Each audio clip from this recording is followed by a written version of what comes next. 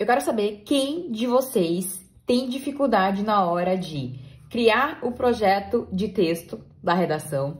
Quem de vocês tem dificuldade na hora de escolher os argumentos que vai utilizar na redação. Quem tem dificuldade aí no processo de definição da tese. E quem sempre tem dificuldade na hora de saber o que precisa escrever em cada parágrafo, fica perdido na hora que termina a introdução e o que eu vou colocar no desenvolvimento 1 e o que eu vou colocar no desenvolvimento 2. A aula de hoje é uma aula de redação, eu vou te ajudar no processo de escolha dos argumentos, que vai, consequentemente, ajudar na definição da sua tese que fica na introdução e, consequentemente, vai te ajudar a saber o que escrever em cada parágrafo.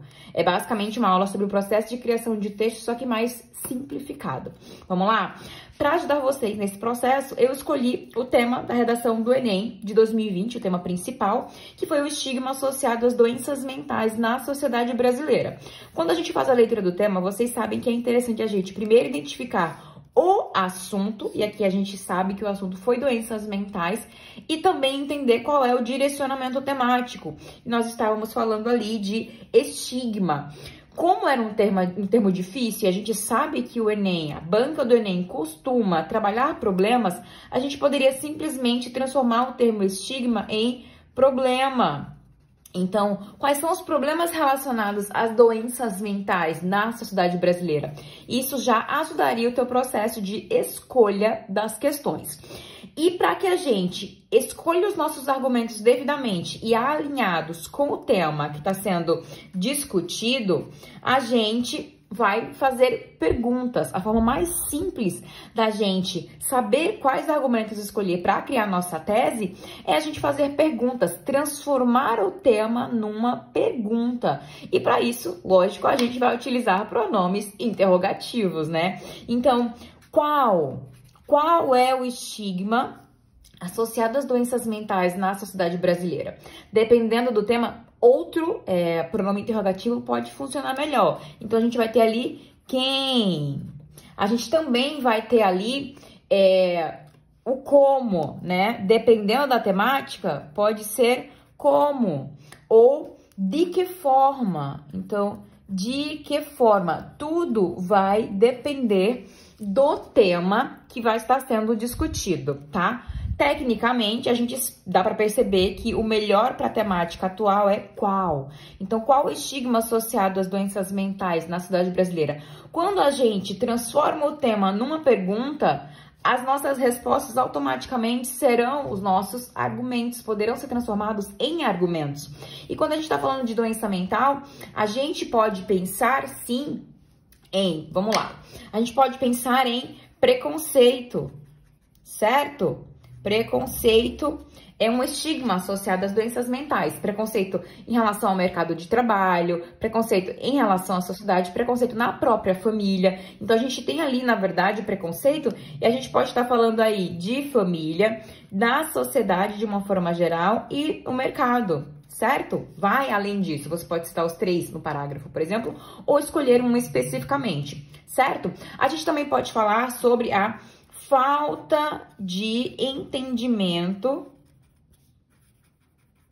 do assunto, certo? Então, falta o entendimento sobre o assunto. A sociedade não conhece tanto a questão das doenças mentais, né? Não sabe diferenciar, não sabe como tratar as pessoas. A gente também pode falar sobre a importância que não existe. Então, falta também dar importância a essa questão, por parte principalmente do governo. E aí a gente pode estar ali trabalhando com o nosso argumento coringa, né, de responsabilizar o governo por essa questão, porque esse tratamento tem que ser oferecido pelo sistema público de saúde. Os tratamentos das doenças mentais, o apoio e o suporte deve ser dado. Então, se isso não está acontecendo, o governo está falhando. O governo está falhando em não propagar informações acerca da questão. E percebam que eu já estou dando possibilidades de propostas de intervenção para a solução do problema. A gente também pode falar da questão das redes sociais. E como sociais e a influência dela na vida dos indivíduos, como por causa dos comportamentos nas redes sociais, muitas pessoas desenvolveram algumas patologias mentais por questão de beleza, por questão de padrão, né, estilo de vida, que a gente sabe que acontece nas redes sociais, nem sempre é verdadeiro e as pessoas acabam se comparando. Então, desenvolvem quadro de depressão e ansiedade, certo? Tem muitos outros pontos que até eu não coloquei aqui, mas para facilitar o nosso processo e a continuidade da explicação, você pode colocar aqui, digam para mim, quais seriam os argumentos ou quais foram os argumentos que vocês utilizaram na redação de vocês que não tá aqui. A partir disso, a gente vai escolher, prestem atenção que essa é uma parte muito importante, a gente vai escolher dois para trabalhar no nosso texto. Por que dois? Porque fica muito mais fácil o processo de desenvolvimento temático. Então, eu vou escolher aqui a questão do preconceito, tá? E é uma questão do preconceito no contexto social.